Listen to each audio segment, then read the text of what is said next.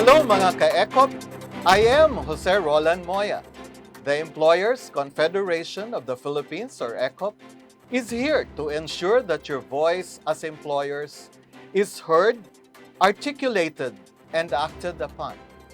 ECOP addresses industrial relations issues, promotes social dialogue, and fosters proactive collaboration among employers and stakeholders. We are here to help employers become responsible, sustainable, and inclusive. ECOP has dual functions. First is its advocacy and lobbying role on labor and social policy issues on behalf of employers before the executive and legislative branches of the government. Second is the delivery of direct services, including training, capacity building, consultancy, provision of information, among others. By the way, huwag po kayong aalis. Manood po tayo sa buong programa. Sagutin ang aming tanong, i-post ang tamang sagot sa Facebook account ng ECOP at manalo ng premyo. May I introduce to you my co-host in the inaugural episode of our digital TV program, Ms. Abigail Gorospe, Senior Manager of ECOP's Advocacy, Research, and Communication Department. Hello mga ka-ECOP! Welcome to ECOPlus Amplifying Your Voice, every other Monday at 5:30 p.m. Ang episode natin ngayon ay entitled All About ECOP. Ang unang makakasama natin ngayon ay si Mr. Edgardo G. Lacson. Mr. Lacson is the chairman of the Employers Confederation of the Philippines. He is also past president of the Philippine Chamber of Commerce and Industry. Magandang gabi, Mr. Lacson. Hello, sir. Welcome to ECOPlus Amplifying Your Voice. Say hello sa mga ka-ECOP na nanonood ngayon. Magandang hapon po sa inyo lahat, lalo sa mga nanonood ngayon. For the first question, sir, when was ECOP established and why was it organized? Well, ECOP, or Employers Confederation of the Philippines, was established in 1975, to be exact, September 10. That was 46 years ago. 3 years after, Letter of Instruction 688 was signed in 1978, recognizing ECOP as the only official single voice of business sa mga usapin sa industrial relations and social issues affecting employers and workers.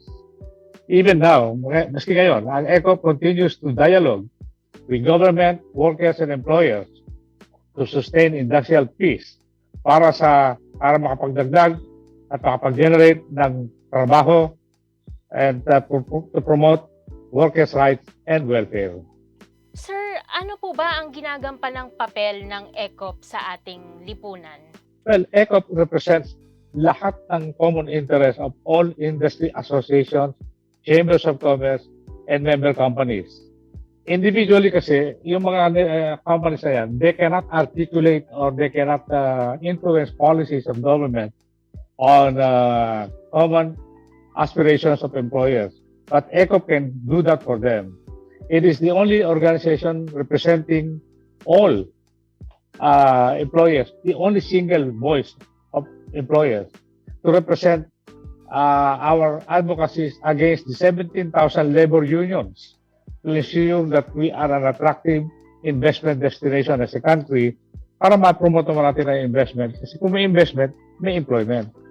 Sir, sa ngayon, ano po ba ang pinakamahalagang usapin, lalo na kaharap natin yung COVID-19 pandemic? Sa ngayon, ang ECOP, kasama ng PCCI at all other major organizations, we are fighting or we are advocating for the full opening of our economy. Kasi hanggat restricted ang movement ng mga tao at mga negosyo, apektado ang negosyo, apektado ang trabaho. So sa ngayon, with the pandemic lockdown, yung mga lockdown na napakarami ng lockdown, 3 lockdowns na, and sabi nga ng mga tao sa amin, mas natatakot sila sa lockdown kaysa sa COVID-19. So we need to free up the economy, and ECOP and PCCI and all other major organizations are one in advocating to government, please free up the economy. Sir, gusto ko lang itanong, paano po ba nag-a-advocate ang ECOP? Paano po ito makipag-social dialogue sa mga partners nito? Meron tayong tinatawag na public hearing. Tayo po naiimbita sa Kongreso, sa Senado, at tinatalakay natin doon ang lahat ng mga bills affecting employers and employees.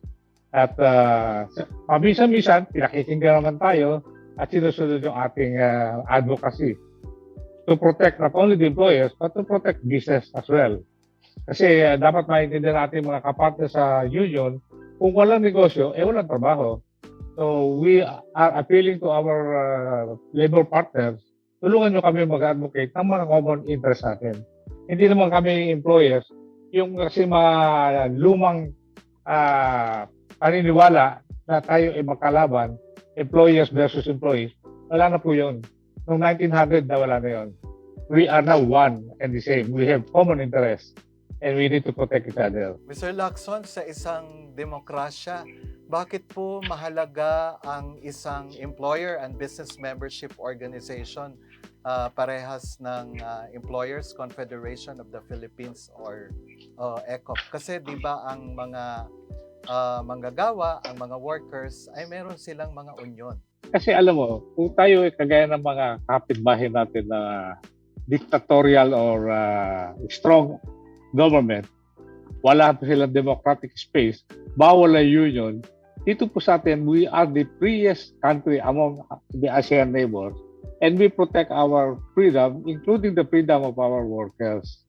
Kaya importante na tayo makapag-dialogo sa ating mga kapartner na nasa pagtatrabaho, bakit kailangan natin sila at kailangan nila tayo. Symbiotic yan eh. The interest and the benefit of one will accrue to each other. Basta't magtutulungan lang.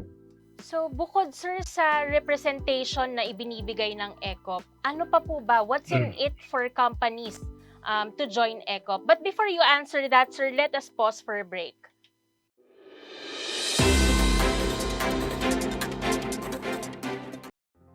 Congratulations to our ECOP President and National Officers, Tito Sergio Ortiz-Luis Jr., who had been instrumental for me joining ECOP. Employers Confederation of the Philippines, 46 years of existence, and being one of the pillars of the business industry, had proved that through our advocacies, aims, and objectives, we can help and build a better quality of life for the Filipino people. Few months ago, Chanti Gem Fine Jewelry Collection became a part of ECOP, and I can say that in the short period of time, we have recognized the efforts of the organization and bring the latest news and updates concerning businesses, property industry, current events, and others. It also addresses the concerns of not only the business, but also health, environment, and other social concerns.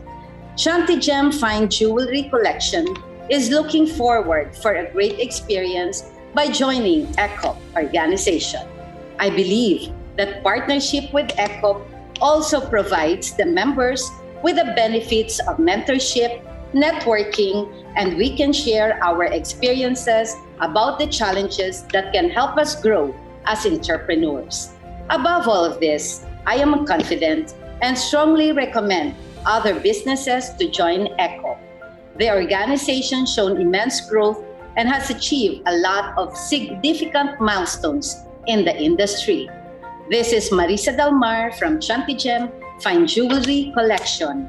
Mabuhay at maraming salamat po.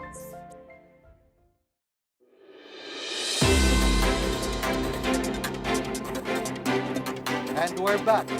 Welcome again to ECOPlus, Amplifying Your Voice. Kasama pa rin natin ngayon si Mr. Edgardo Lacson, Chairman ng Employers Confederation of the Philippines, sa unang episode ng ating digital TV channel, ECOPlus, Amplifying Your Voice. Let me repeat the question, Mr. Lacson. What's in it for companies to join ECOP? Well, you know, it's a universal truism that there's always safety and security in numbers. That's one. Each individual company is vulnerable if faced by so many labor issues by different labor groups.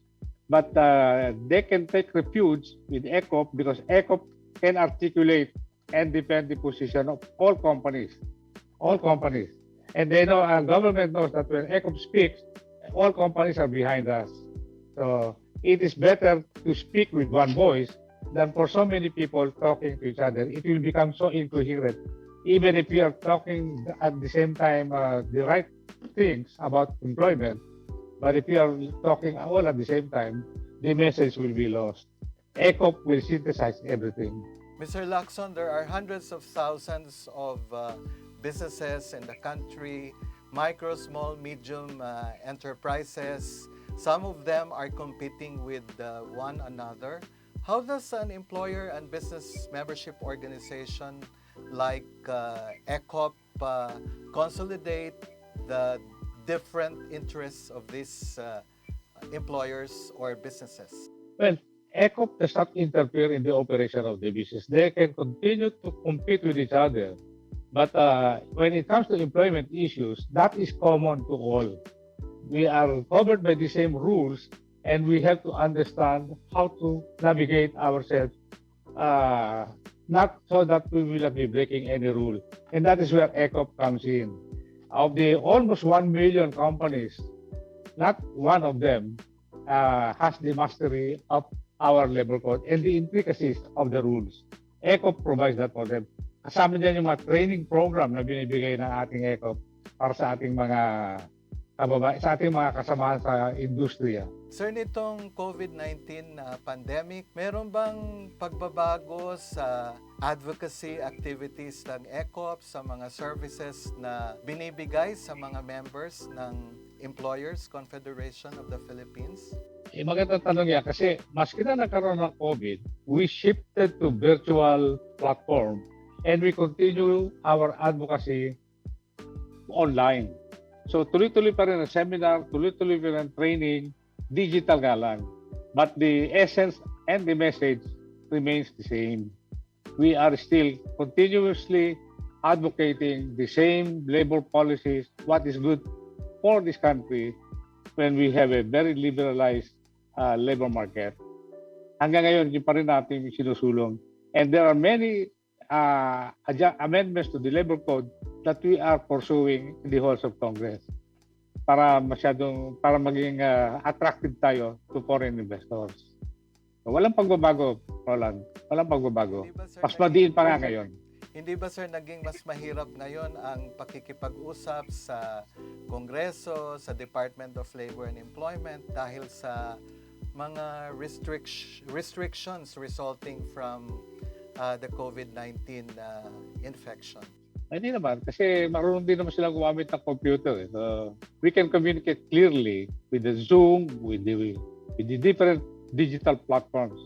Marami ang merong Webex, and our legislators and policymakers are engaging us in all these forums. Dito sa mga webinars, sa mga online programs ng ECOP, napansin namin na dati-dati yung mga members and even non-members of ECOP na nasa Visayas at Mindanao ay nahihirapan sila dahil syempre kailangan nilang pumunta ng Maynila. Pero ngayon parang mas naging engaged yung mga businesses na nasa Visayas at Mindanao sa mga activities ng ECOP. Tama yun, Roland. Kasi unang-una sa restrictive lockdown, nakakulong ang mga tao. So they are very interested, very anxious to socialize. Alam mo naman ng tao, we are social animals.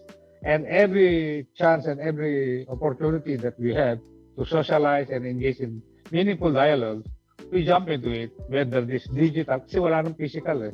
And one thing about digital, maski na napakalayo yung lugar mo, you are still in touch online.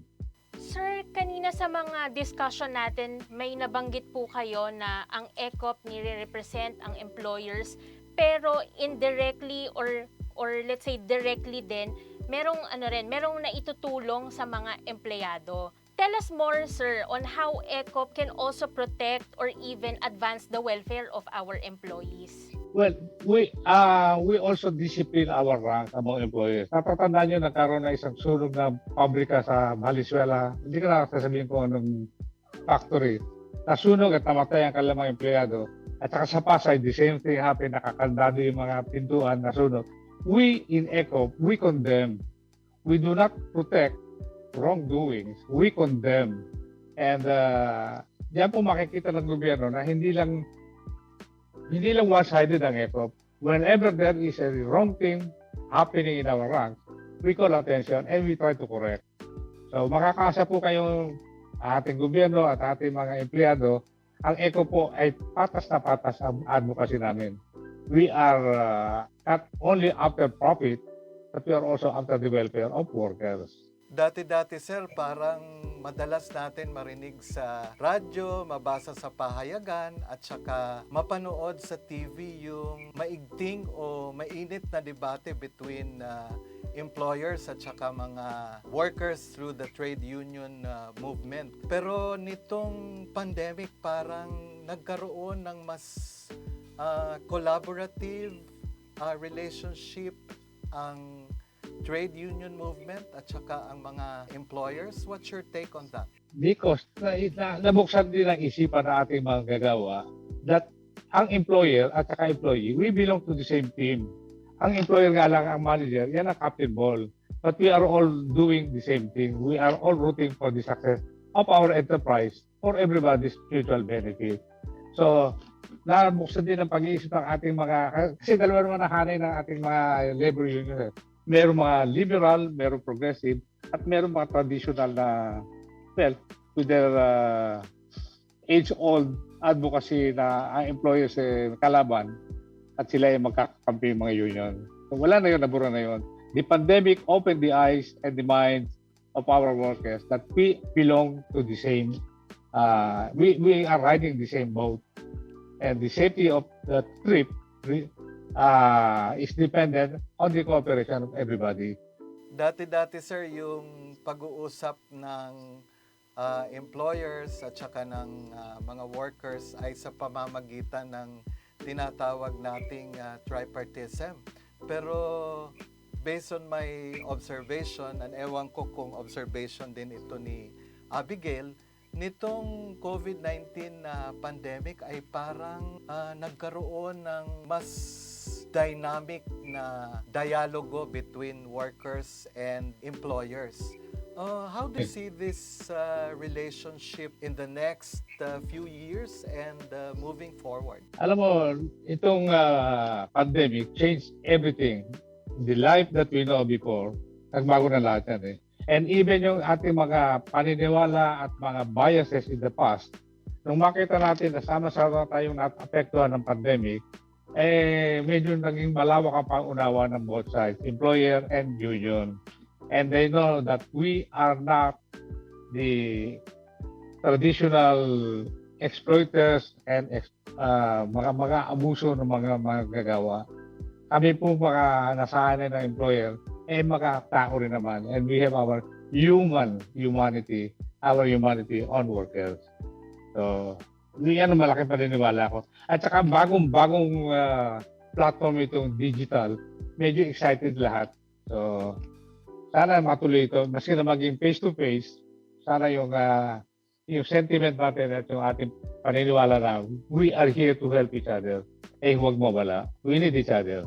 Opo, sir. Speaking of mga virtual, online, face-to-face, alam ko, sir, na kaliwat kanan na i-interview po kayo either in your capacity as ECOP or PCCI. Etong mga interviews po ninyo sa media, sir, anong tulong nito sa social dialogue? Anong impact nito sa pag-dispense ng mandato ng ECOP? Hindi, kasi sa mga interview, nililinaw nila yung medyo malalabong mga pronouncement ng ating pamahalaan. We don't know if it is against employers or against employees. And ECOP speaks for both. O hindi naman namin nasasabi na kami, we speak only for the employers. We also have our workers. And they are family. Pamilya natin yung mga workers natin eh. Kasi kung wala naman yung mga workers, paano magre-negosyo? At kung wala naman negosyo, paano ba sila magtatrabaho? So, ganun yun. Symbiotic na symbiotic ang ating relationship. And we care for each other. as ECOP employer and employee. Kaya yung mga interview na yon, para linawin lang mga usapin na medyo malabo na konti. Okay, sir. For the last question, nabanggit nyo kanina, sir, no, na tayo ay magkakampi tayo ng mga employers at saka trade unions, hindi tayo magkakalaban at magkakaaway. Speaking of kakampi, sir, meron tayong isang kaibigan o parang kapatid na rin, yung Philippine Chamber of Commerce and Industry. Past president nga po kayo nito. How is ECOP different from PCCI? Kasi marami pong nako-confuse na mga employers, lalo yung mga MSMEs na, ay member na kami ng PCCI, parang di na namin kailangan ng ECOP. I-explain natin, sir, kung ano po ang pagkakaiba nitong dalawang magkapatid na organization na to. Alam mo, yung ECOP is a micro-organization focused on labor, social, and employment issues. Micro yan. Focus tayo dyan. We are expert on those in that environment. Ang PCCI is a macro nationwide. Also nationwide din naman, no? Pero ang focus naman ng PCCI is yung mga taxes, mga regulatory policies, yung mga investment from abroad, banking, and all other economic policies of government other than employment. Ang employment, dinelegate ang PCCI sa ECOP. Because we are the single voice of business on employment. Ang PCCI member ng ECOP and ECOP member ng PCCI. Symbiotic yan eh. We need each other. We go in tandem. Magkaiba lang ng focus. Thank you, Mr. Lacson. It was a pleasure talking to you. Salamat. Maraming salamat. I hope our listeners were not confused by my explanation. Sana po yung mapanood din yung mga susunod na segment itong na Roland at Abigail. Maraming salamat sa inyo po lahat. Thank you, Roland. Thank you, Abigail. Thank you, sir. Thank you, Mr. Lacson. It was a pleasure talking to you. May I introduce our second guest, no other than the President of the Employers Confederation of the Philippines, Mr. Sergio Ortiz-Luis Jr. Mr. Ortiz-Luis is also President of the Philippine Exporters Confederation or PhilExport. Bago po tayo magsimula, sir, why don't you greet our viewers? Well, okay. First of all, Roland, Abby, good evening to you and our viewers, especially our members of ECOP who are watching now. Magandang gabi sa inyo lahat at sana tangkilikin natin itong programa na to na siyang tutulong sa ating mapalago ang ating mga membership at mga advocacy natin. Sir, let me ask the first question. Who are the members of ECOP? Medyo apat na categories, ano? Yung isa, yung employers and business membership organization. The second one is yung mga EBMOs, yung mga chambers of commerce affiliated with PCCI, with ECOP chapters, and individual corporations or enterprises.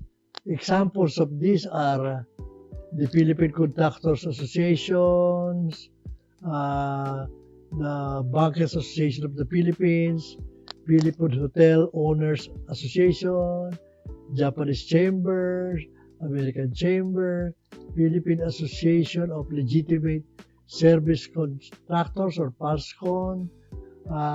These chambers are commercial, including Davao, Cebu, Cagayan, De Oro, and Naga. The largest and multinationals in the country, such as San Miguel, Coca-Cola, Shell, BDO, SM, are members of ECOP. Our chapters are in Pangasinan, in Calabarzon, Bicol, and the Zamboanga Peninsula. I see, sir, hindi lang pala mga kumpanya, sir, kundi pati mga associations and business organizations ang members ng ECOP.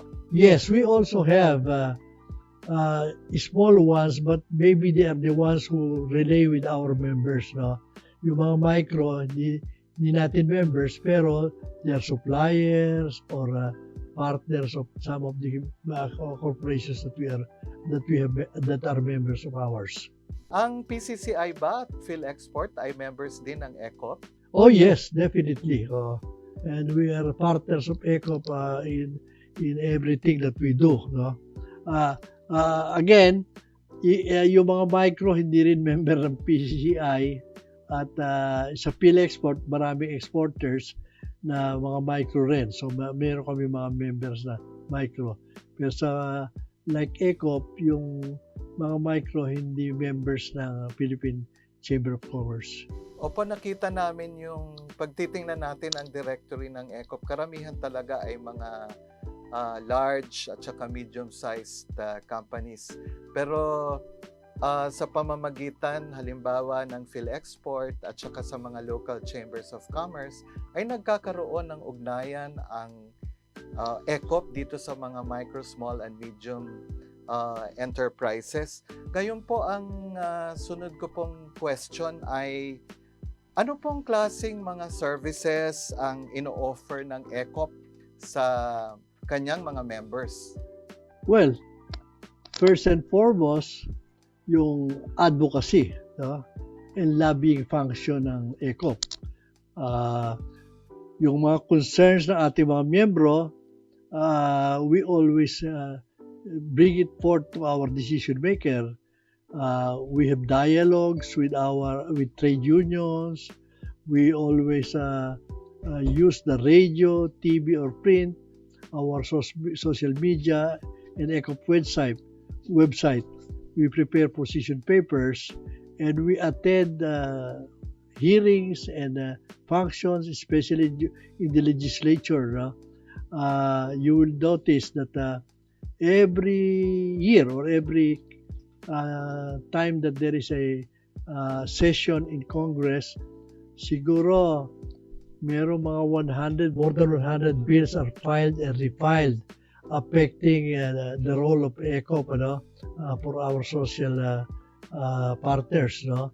So yan, pinag-aaralan natin, uma-attend tayo sa mga hearing, at sinusuportahan yung kailangan suportahan, at nilalabanan natin yung mga talagang makakasama sa ating mga kasamahan sa employer sector at sa ating ekonomiya.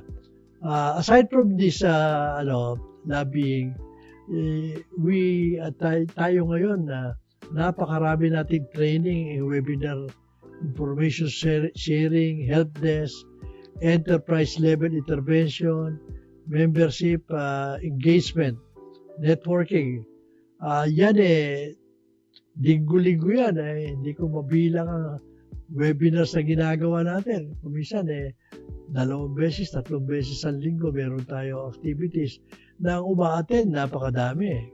Kung hindi man libo, daan-daan ang uma-attend pati sa mga training natin. Kaya talagang napaka-busy ng ECOP even during this pandemic times. Kung i-compare natin, sir, yung ating mga training activities ngayon at saka nung bago magkaroon ng pandemic, mas marami ba tayong ginagawang mga training activities compared to the pre-pandemic period? Hindi lang yun.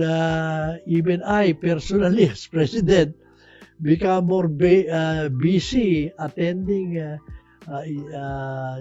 yung mga activities na to because nung mauso itong webinar, napakadali mag-set up ng mga meetings at napakadaming dumarating.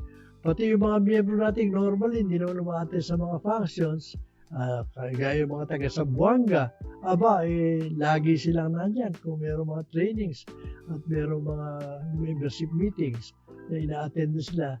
At may mga topics na tayo ginagawa lagi tayong meron na talagang interest, pati doon sa mga ating mga counterpart sa ibang lugar, uma-attend sila. Sir, nabanggit niyo po kanina ang tungkol sa advocacy and lobbying. Paano ba ito ginagawa ng ECOP nitong pandemic?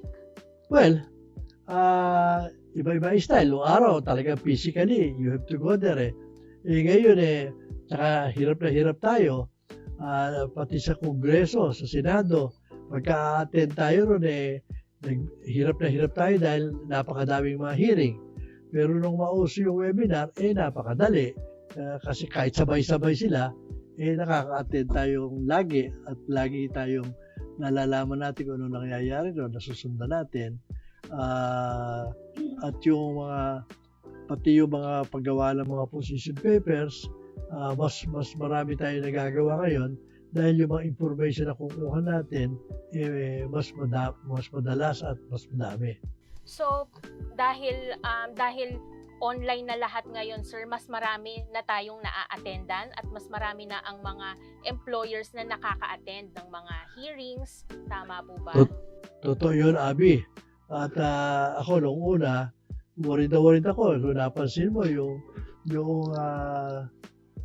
ating national conference, dati nagsiset up tayo, 1-2 araw. Ito, ilang araw natin ginawa at ang daming uma-attend.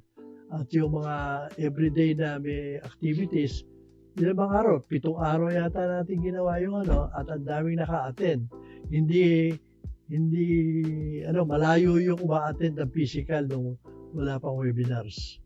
Nabanggit kanina ni Mr. Lacson, sir, ang tungkol sa social dialogue, meron bang mga issue kung saan nagkakaroon ng pagkakasundo ang mga employers at mga workers? Dahil in the past, medyo palaging nagdedebate po ang mga employers at saka mga workers.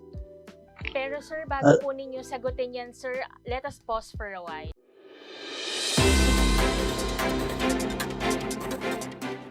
The Philippine Hotel Owners Association has always been at the forefront of protecting and promoting the interests of owners, investors, and developers of hotels all over the country. We have achieved this through the unwavering support and cooperation from partners from the private sector, including the Employers Confederation of the Philippines. We share the same goals with the ECOP in creating an environment that is conducive to generating investments and creating employment as we contribute to national development. Through this partnership, we hope to encourage and safeguard the investments of owners in hotels, resorts, casino hotels, and other accommodation establishments all over the country. We look forward to a stronger and more sustained partnership with the ECOP. Thank you.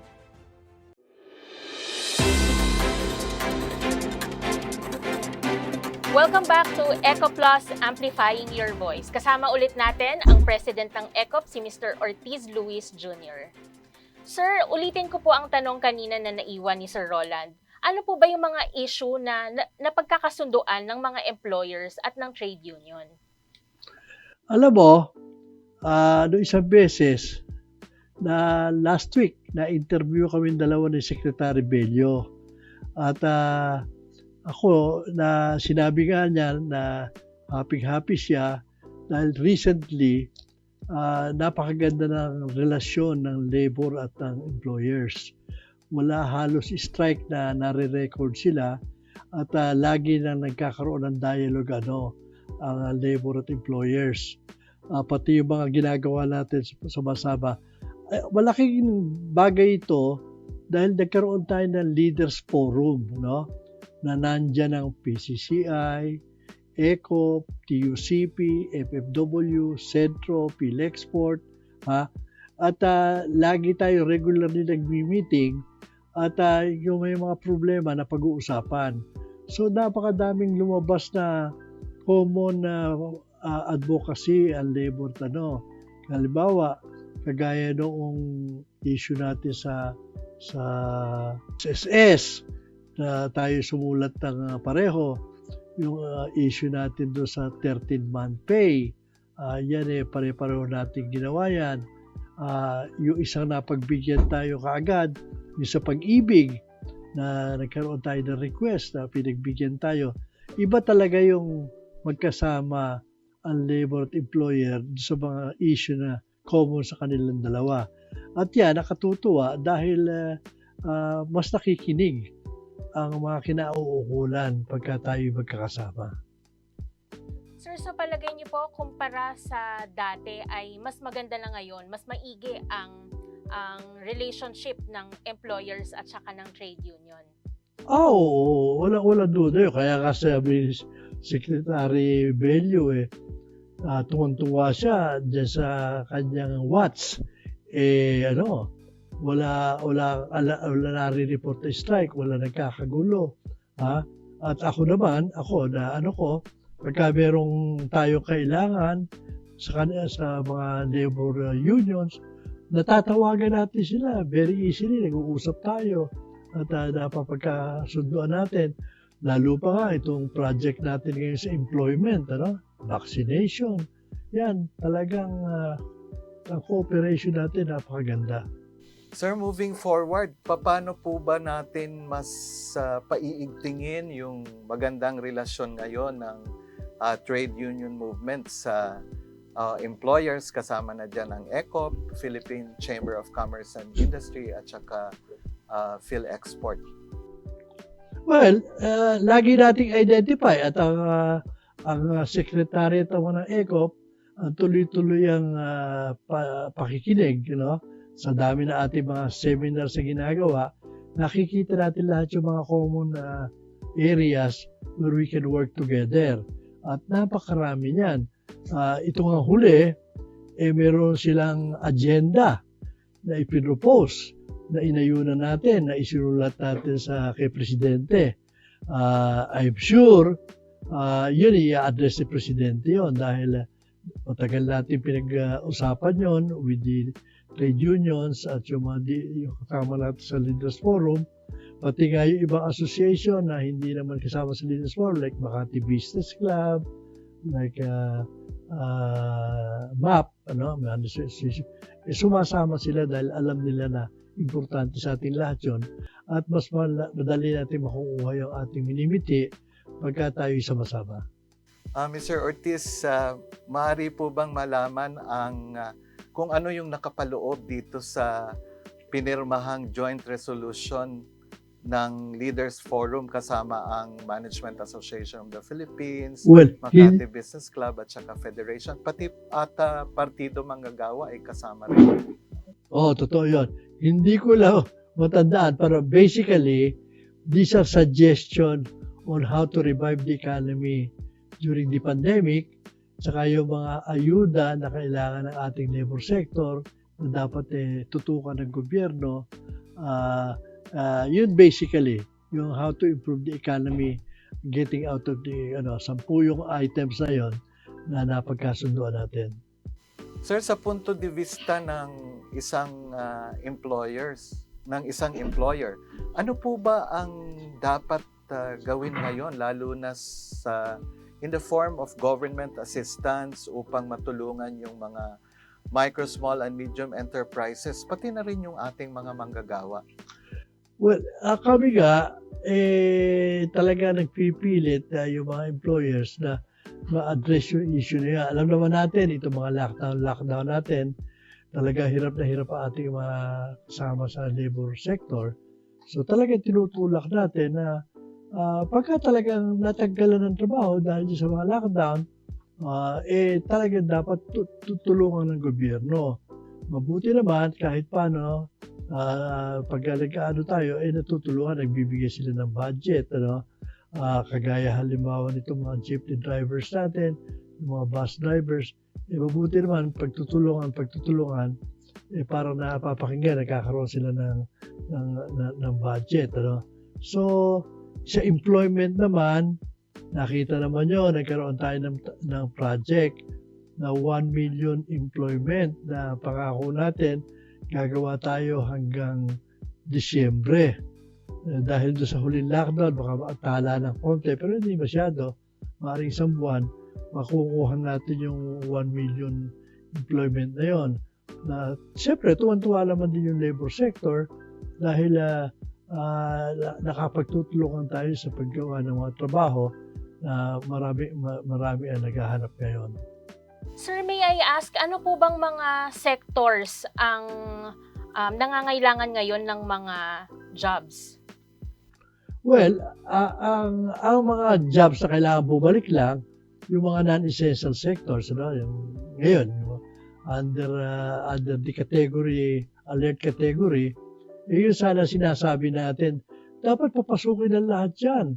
1 buwan at kalahati na sila naghihintay ng trabaho at wala namang ayuda. Kaya naman sinasabi, dapat ipapasukin na dahil hindi naman ganun kadelikado na ngayon na magtrabaho yan. Mas importante na sila ay makapagtrabaho para hindi yung iba namamalimos, yung iba naman ikot ang ikot, nag-delay siya na makakain. Kaya yun ang mga super spreader. So, ang sinasabi natin, pabayaan na lang makapagtrabaho yung mga taong pwede magtrabaho. There are risks involved, pero as a matter of fact, even if there are risks, we have dapat i-adjust puro sa ating hospital system. Hindi doon sa mga huwag mo papagtrabaho yung pwede magtrabaho. Sir, ano naman po ang dapat ilatag na mga programa at polisiya ng mga companies upang maprotektahan naman yung safety at saka yung health ng ating mga manggagawa at para maiwasan na rin yung COVID infection sa workplace? Well, alam naman natin na ang ECOP ngayon, meron na sariling ng OSA na yung Occupational Safety Hazard. Tayo, di naman tayo expected to ngayon, tayo nagtayo niyan, At tuloy-tuloy ating mga training sa mga tao para malaman nila kung ano itong mga kailangan gawin. So ako, nasisiyahan ako doon sa mga ginagawa natin doon sa safety na dati hindi natin pinapansin. Pero ngayon, we are deeply involved sa ECOP. Mr. Ortiz, as a parting shot, why don't you invite employers to join ECOP? Well, ako, sinasabi ko lang, pagka tayo sama-sama at mas marami at lumalakas sa ating boses, kaya iniimbita ko kayo, hindi sayang ang panahon nyo pag sali sa ECOP. Kasi yung mga problema nyo related to this, where ECOP is involved in, matutulungan kayo. At pag, lalo na kung times of emergency, na mailalapit natin yung problema nyo. So, at lalakas ang ating boses, yun ang importante. I-click lang niyo siguro yung website ng ECOP para makita niyo yung guideline para mag-miyembro sa ECOP. Sir, ano nga po ulit yung pinakamandato ng ECOP para lalong maintindihan ng employers kung anong mga issues ang tinitingnan ng Well, yung social issues related to working is really something that we are involved in, na talagang papabuti natin ng mga batas at ang mga patakaran para yung environment of work will be good at saka yung mga tao makapagtatrabaho ng maayos at ang ating labor sector lagi talagang tinitingnan ng employers as a partner and same way that we are looking at them as our partners. Mr. Ortiz, napakarami palang benefits talaga na makukuha ang isang company o kahit yung mga ibang business organizations upang sumali sa ECOP at yan ay naipaliwanag mo sa ating programa na ECOPlus Amplifying Your Voice. Maraming salamat ulit Mr. President, Mr. Sergio Ortiz-Luis Jr. sa pagpapaliwanag mo kung ano yung mga benepisyo, ano yung mga programa at saka mga services ng Employers Confederation of the Philippines. Sana po ay lalo pang lumawak ang membership ng ECOP. Sala nga Roland, Abi, at maraming salamat at sa ating mga tagapakinig at nanonood ngayon, sana talagang tingnan nyo seriously kung ano ang ginagawa ng ECOP, at if you think you will benefit or you can help, sumama kayo. Magandang araw sa inyo lahat. Let's have a short break for the ECOPlus Amplifying Your Voice Netizens Q&A.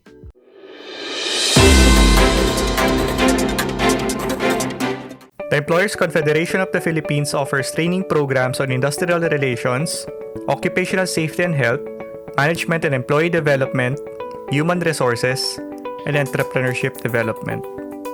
The industrial relations programs cover labor laws, dialogue mechanisms, administrative investigations, and grievance handling. The occupational safety and health programs ensure safe and healthy workplaces in accordance with laws and good practices. The management development programs help companies manage tasks and people in the context of the fast-changing business environment. The employee development programs foster agility among workers through soft skills for survival and sustainability. The HR programs enable practitioners to build smarter organization and enhance employee-employer relationships. The entrepreneurship development programs help aspiring and existing small business entrepreneurs start or expand their businesses. ECOP trainers and consultants come from different sectors, academe, business, and government, who are experts and seasoned practitioners in their respective fields. Because of the disruption caused by the COVID-19 pandemic, the ECOP Training and Development Department shifted its public programs online using the Zoom lectures and complemented with online exercises and case studies. To our in-house programs, ECOP works closely with our client companies in the design and execution of the training intervention to suit its specific requirements. The ECOP eCampus is a learning management system where participants can learn anywhere and anytime at their own pace. It enables ECOP to offer courses and programs either in fully online or blended approach formats. It is a repository of learning materials, pre-recorded videos, exercises, quizzes, and evaluation tools. Through the eCampus, participants can also interact with the resource persons and other participants and retrieve their certificates. Both ECOP members and non-members may access our training services. ECOP members are entitled to free slots in some of our training programs and enjoy substantial discounts on the registration fees in all courses. To learn more about our training programs, visit www.ecop.org.ph or email us at ecoptnb@gmail.com.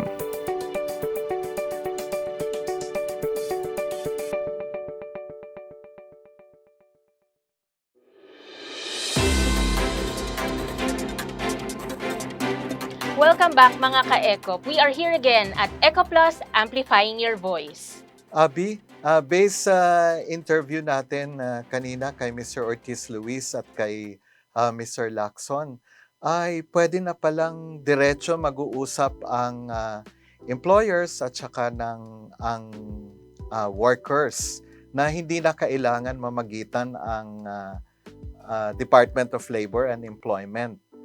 In fact, mayroong tinatag na Leaders Forum at ito na ngayon ang institutionalized dialogue mechanism between employers at saka ng workers. Balita ko nga sir ay maganda yung Leaders Forum na yan. In fact, sabi kanina ni Mr. Ortiz, masaya si Secretary Bello sa nagiging relationship ng employers at saka ng trade union movement. So, mahalaga rin pala na yung mga employers, yung nagmamay-ari ng negosyo, ay sumali sa isang business organization kaparehas ng ECOP para kapag merong mga challenges, mga issues na dapat iparating sa ating gobyerno, ay iisa ang boses ng business patungkol sa labor and social policy issues at saka yan ay ginagawa sa pamamagitan ng ECOP. Yes sir, tama po kayo. Ang tawag nga dyan sir ay social dialogue. Yes. Magandang makipag-social dialogue tayo among employers, among workers, at saka government na rin sir kapag kailangan. Yeah, ang social dialogue ay hindi lang naman tripartism kundi bipartism.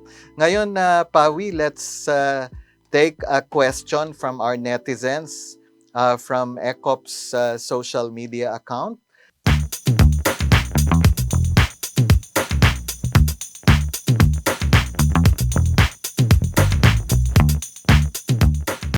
This is a question posted in ECOP's Facebook page by Carmen, who has a medium-sized company doing business with a European buyer. Here's the question of Carmen. My company will soon be audited for compliance to the code of conduct of my buyer in Europe. Meron po bang services ang ECOP para maintindihan ko ang nilalaman ng code of conduct at kung ano ang mangyayari kapag nag-undergo ng social audit ang aking company? Abi, meron ka bang pwedeng isagot dito sa tanong ni Carmen? Opo. Carmen, salamat sa tanong mo. Meron tayong programa dyan sa ECOP, of course. Sir Roland, meron tayo nung Responsible Business Conduct. Ito ay mga capacity building at mga training program na tinuturo sa mga employers, lalo sa mga medium-sized and small-sized companies, kung paano tayo susunod sa mga international frameworks, sa mga national standards like labor standards and OSH. So ayan po ang pinagsisikapan nating laging i-improve itong Responsible Business Conduct program natin. Karamihan itong mga codes of conduct at mga certification schemes na rin, Abigail, ay nakapaloob dito yung mga binanggit mo nga muna, yung labor standards, lalo na yung ILO core conventions on the right to collective bargaining, freedom of association, child labor, forced labor, anti-harassment, and equal employment opportunity. At dito sa RBC or Responsible Business Conduct Capacity Building Program ng ECOP ay nabibigyan ng knowledge, skills ang mga employers, lalo na yung mga small and medium enterprises, kung paano mag-respond doon sa requirements ng kanilang buyers, lalo na yung mga multinational corporations which are based in Europe and the United States of America. Abi, meron pa tayong self-assessment tool na dinevelop sa tulong ng International Labor Organization. Tama ka dyan, Sir Roland. Carmen and mga ka-ECOP, meron tayong self-assessment tool. It's a checklist na pwedeng tumulong sa inyo kung paano mag-comply sa mga standards at mga frameworks. So, available ito soon sa website ng ECOP. Sir Roland, speaking of website, Carmen and mga ka-ECOP, sa website meron din tayong help desk. So itong help desk na ito, kung simple ang mga tanong mo tungkol sa codes of conduct, tungkol sa compliance, pwedeng-pwede kayong lumapit sa help desk ng ECOP. For our netizens, kanina binanggit namin sa umpisa ng episode na to na all about ECOP, ang tungkol sa ECOPlus question for the day na aabangan para manalo ng papremyo. Abigail, ano ba ang ating ECOPlus question for the day? Okay, sir. Ang ating ECOPlus question for the day. Ano ang ibig sabihin ng ECOP? What is ECOP? As in ECOP. Ang ating mechanics. Okay, isagot nyo na. Ang ating mechanics. Use the hashtag ECOPlus, Amplifying Your Voice, space, your answer, space, anong title ng episode na ito. Don't forget to like and share this episode sa aming ECOP Facebook page.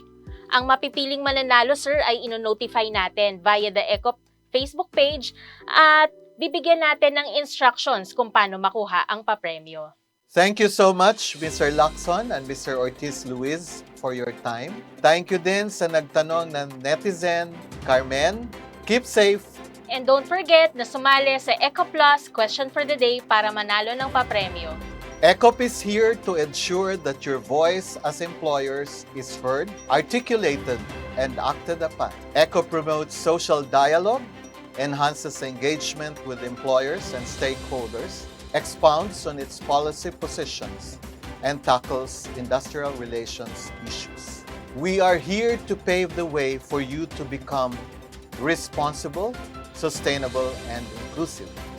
Mga ka-ECOP, I'm your host, Jose Roland Moya, with my co-host, Abigail Gorospe. See you every other Monday at 5:30 p.m.